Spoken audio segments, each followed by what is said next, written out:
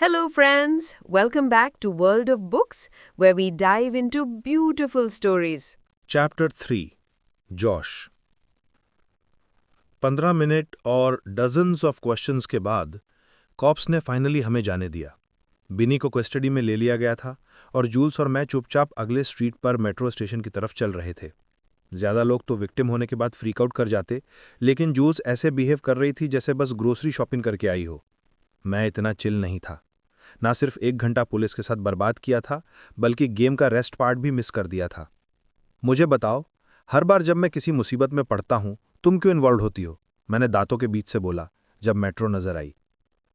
ये मेरी गलती नहीं है कि तुमने उस स्ट्रीट पर चलने का डिसाइड किया और मैरी इंटरलूड के लिए रुक गए इंस्टेड ऑफ गोइंग योर वे।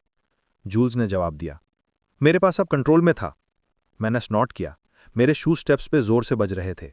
मैं एस्केलेटर ले सकता था, पर मुझे अपना गुस्सा निकालना था। जूल्स भी ऑब्वियसली इरिटेटेड थी, क्योंकि वो मेरे बिल्कुल पास चल रही थी और मुझे और इरिटेट कर रही थी। मैरी इंटरल्यूड, कौन ऐसे बात करता है? और कुछ भी मैरी नहीं था उसमें, आई प्रॉमिस। मैंने अपना वॉलेट निकाला। बुरा हुआ पुलिस ने तुम्हें भी कस्टडी में नहीं लिया। तुम तो मैनेज हो सोसाइटी के लिए। अकॉर्डिंग टू हु, तुम्हारे हिसाब से? मैंने ऊपर से नीचे तक देखा डिसडेन के साथ। हाँ, मैंने कोल्ड स्माइल दी। मेरे और उन सबके हिसाब से जिन्हें बैड लक से तुमसे मिलना पड़ा है। यह कहना शायद थोड़ा हार्श था, पर हॉस्पिटल की लॉन्ग शिफ्ट, लेटर के बीच स्ट्रेस और जनरल एग्जिस्टेंशियल क्राइसिस के बीच मैं कोई सेंट नहीं था। God you are. जूल्स ने मेट्रो कार्ड डीडर पे अननेसेसरी फोर्स से कार्ड मारा। The worst. मुझे लगता है जो तुम्हें मिसिंग है वो है सेंस ऑफ सेल्फ प्रिजर्वेशन, मैंने बोला। कॉमन सेंस कहता है मगर्स को वो दे दो जो वो मांग रहे हैं। जितना मैं सोचता गया, उतना ही मुझे उसके एक्शन समझ नहीं आए और इरिटेट किया। अगर तुम उसे डिसार्म नहीं कर पाई तो? अगर उसके पास कोई और वेपन होता जिसके बारे में तुम्हें पता नहीं था, तो मर सकती थी जूल्स। जूल्स का फेस लाल हो गया। मुझ पे चिल्लाना बंद करो, तुम मेरे बाप नहीं हो। मैं चिल्ला नहीं रहा। हम दोनों स्केड्यूल बोर्ड के नीचे रुक गए, जहां लिखा था कि नेक्स्ट ट्रेन 8 मिनट में आएगी। स्टेशन मोस्टली खाली था। बस एक कपल बेंच पे मेकआउट कर रहे थे और एक शूटेड आदमी कॉर्नर में खड़ा था। इतना क्वाइट था कि मुझे अपने कानों में खुद के गुस्से की धड़कन सुनाई दे रही थी। हम एक दूसरे को घूर रहे थे। दोनों की छाती गुस्से से उठ उठकर चल रही थी। मैं चाहता था उसको हिला दूं उसकी स्टुपिडिटी के लिए। अपनी जान रिस्क में डाल दी सिर्फ एक वॉलेट के लिए। बस इसलिए नहीं कि मैं उसे पसंद नहीं करता था। इसका मतलब ये नहीं था कि मैं चाहता था वो मर जाए। हर बार नहीं, वैसे भी। मैं एक और स्नार की रिप्लाई एक्सपेक्ट कर रहा था, पर जूल्स टर्न हो गई और चुप हो गई। ये बिल्कुल आउट ऑफ कैरेक्टर था और ऑनेस्टली थोड़ा टेरिफाइंग भी था। मुझे याद नहीं था लास्ट टाइम कब उसने मुझे लास्ट वर्ड लेने दिया था। मैंने जोर से सांस छोड़ी, खुद को शांत करने की कोशिश करते हुए, ताकि सिचुएशन को क्लियरली सोच सकूं। चाहे मैं उसके बारे में कुछ भी महसूस करता हूं, जूल्स एवा की दोस्त थी और उसने एक आर्म्ड मगिंग अटेम्प्ट से अभी अभी जान बचाई थी। अगर वो कोई रोबोट नहीं थी, तो वो इतनी अनअफेक्टेड नहीं हो सकती थी जितनी दिख रही थी। मैंने उसको साइड से देखा, उसका टाइट जॉ और बिल्कुल स्ट्रेट पॉस्चर। उसका एक्सप्रेशन बिल्कुल ब्लैंक था, शायद थोड़ा ज्यादा ही। मेरा गुस्सा थोड़ा शांत हुआ। मैंने अपनी जॉ पर हाथ फेरते हुए सोचा। मैं कंफ्यूज था। जूल्स और मैं कभी एक दूसरे को कंफर्ट नहीं करते थे। हम तो स्नीज करने पर भी ब्लेस यू नहीं कहते थे। लेकिन डैम इट, तुम ठीक हो? मैंने थोड़ा रफ टोन में पूछा। मैं ये नहीं कर सकता था कि किसी को इग्नोर कर दूं जब वो ऑलमोस्ट मरने से बची हो, चाहे वो कोई भी हो। ये मेरे डॉक्टर और इंसान होने के प्रिंसिपल के खिलाफ था। मैं ठीक हूं। जूल्स ने अपने हेयर एयर के पीछे टक किए। उसका वॉइस फ्लैट था, पर मैंने उसके हाथ में थोड़ा सा ट्रेम्बल नोटिस किया। एड्रेनलिन रश अजीब चीज होती है। वो तुम्हें स्ट्रॉन्गर और फोकस्ड बना देता है। तुम्हें लगता है तुम इनविंसिबल हो, लेकिन जैसे ही वो रश खत्म होता है और तुम रियलिटी में वापस आते हो, तुम्हें आफ्टरमैथ झेलना पड़ता है। शेकी हैंड्स, कमजोर पैर और वो सारी चिंता जो एक मोमेंट के लिए गई थी, फिर से फ्लड की तरह लौट आती है। मैं श्योर था कि जूल्स अभी उसी पोस्ट रश क्रैश से गुजर रही थी। मुझे लगता है तुम हर्ट तो नहीं हुई? मैंने पूछा। नहीं, मैंने उसके हाथ से गन छीन ली थी उसके कुछ करने से पहले। जूल्स सीधा आगे देख रही थी। उसकी नजर इतनी इंटेंस थी कि लग रहा था वो स्टेशन के वॉल में होल बना देगी। मुझे नहीं पता था तुम सीक्रेट सुपर सोल्जर हो। मैंने हल्का सा मजाक करने की कोशिश की, दो मैं अंदर से क्यूरियस था कि एग्जैक्टली हुआ क्या।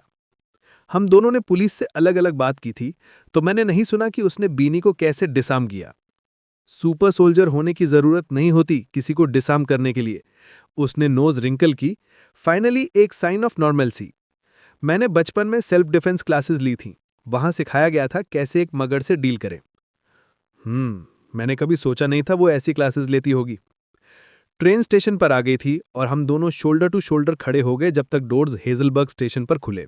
मैरीलैंड का एक सबर्ब जहां थेर का कैंपस था। जूल्स और मैं एक टाइम पे नेक्स्ट डोर नेबर्स थे। जब वो और एवा साथ में रहते थे उनके सीनियर ईयर में। एवा तो बाद में सिटी शिफ्ट हो गई थी और मैंने नई जगह ले ली थी पुरानी मेमोरीज से बचने के लिए। फिर भी हेजलबर्ग छोटी जगह थी और हमारे घर सिर्फ 20 मिनट के डिस्टेंस पर थे। हम ऑटोमेटिकली एक ही पेस में चलने लगे स्टेशन से बाहर निकलते हुए। डोंट टेल एवा या किसी और को क्या हुआ, जूल्स ने कहा जब हम कॉर्नर तक पहुंचे जहां हमें अलग डायरेक्शन लेना था। वो लेफ्ट जाने वाली थी, मैं राइट। मैं नहीं बताऊंगा। वो सही थी। एवा वाकई वरी करती और अब कुछ होने से रहा था। तुम श्योर हो तुम ठीक हो? मैं ऑलमोस्ट उसे घर तक छोड़ने का सोच रहा था, पर वो थोड़ा ज्यादा होता। हम दोनों अपनी ऑकवर्ड फैमिलियरिटी के एक लिमिट तक पहुंच चुके थे और उसके अगले वर्ड्स ने ये कंफर्म कर दिया। हाँ? उसने अपने कोट की स्लीव पर उंगली घुमाई, डिस्ट्रैक्टेड लग रही थी। एवा के पार्टी में लेट मत होना सैटरडे को। मुझे पता है पंक्चुअलिटी तुम्हारी स्ट्रांग पॉइंट नहीं है, लेकिन इस बार टाइम पे आना इंपॉर्टेंट है। मेरा सिंपथी एक सेकंड में एनॉयंस में बदल गया। मैं लेट नहीं होऊंगा, मैंने दांतों के बीच से कहा। चिंता मत करो। मैं उसके जवाब देने से पहले ही वहां से चल दिया। गुड बाय कहने की भी जरूरत नहीं समझी। जूल्स ने हर एक चीज बिगाड़ने की आदत बना ली थी, हर एक बार। शायद उसका रूड होना एक डिफेंस मैकेनिज्म था, उसका तरीका अपने आप को प्रोटेक्ट करने का। और फ्रैंकली ये मेरा प्रॉब्लम नहीं था। मैं यहां उसके इमोशंस समझने नहीं आया था, जैसे उन रोमांस नॉवेल्स में होता है जिनको आवा इतना पसंद करती थी।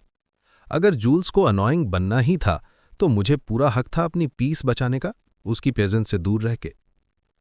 हवा मेरे चेहरे से टकरा रही थी, ट्रीज के बीच से गूंज रही थी और स्ट्रीट की शांति और ज्यादा महसूस हो रही थी। हेजलबर्ग यूएस के सेफेस्ट टाउन्स में से एक था, लेकिन जूल्स के हाथ का वो हल्का सा ट्रेम्बल मेट्रो में, उसके शोल्डर्स का टेंशन और उसकी स्किन की पेलनेस, सब कुछ मेरे दिमाग में घूम गया। मेरी तेज चाल बदलकर धीमी पड़ गई। तुम ज्यादा सोच रहे हो, बस घर जाओ जॉश, मैंने खुद से कहा। तो क्या हुआ अगर रात थी और वो अकेली थी? उसके साथ कुछ होने के चांसेस कम थे, चाहे वो ट्रबल मैग्नेट ही क्यों ना हो।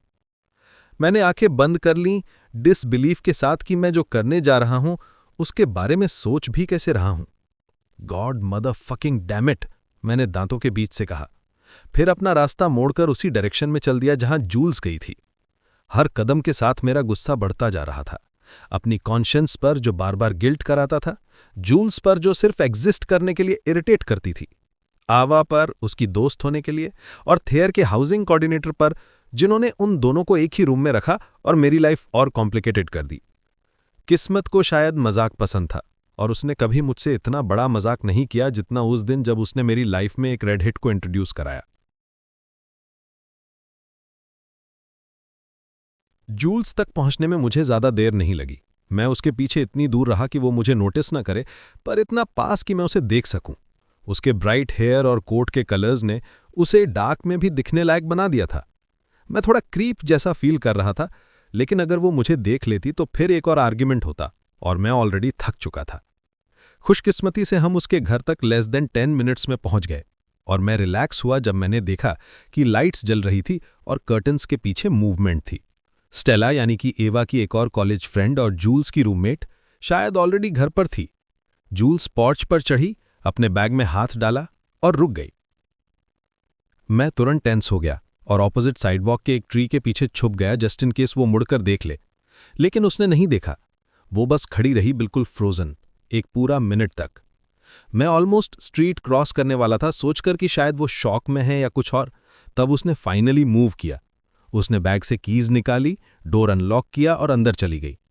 मैंने एक लंबी सांस ली, ठंडी हवा में एक छोटी सी वाइट पफ बनी। फिर मैंने एक और मिनट रुक के उस स्पॉट को देखा जहां जूल्स अभी कुछ देर पहले खड़ी थी, और फिर वहां से घर की तरफ चल दिया।